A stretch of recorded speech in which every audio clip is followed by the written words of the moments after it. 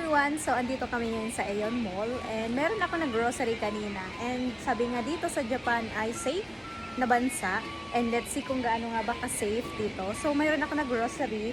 Ang mangyayari is may iwan siya sa bench. Ayan. Iwanan ko muna dyan kasi nga medyo kami kabigatan. And let's see kung gaano nga ba ka-safe dito kung walang kukuha dito. Well, actually, ano yan, pang-ulam namin bukas. So, tingnan natin. So, pupunta kami ngayon sa, ano ba to, mga comics, mga libro-libro, or something.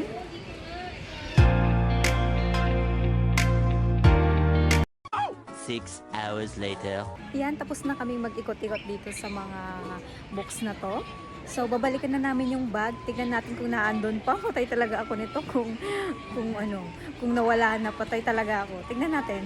Oh, ayan. Wow. There. Oh, ayan, oh. Diba?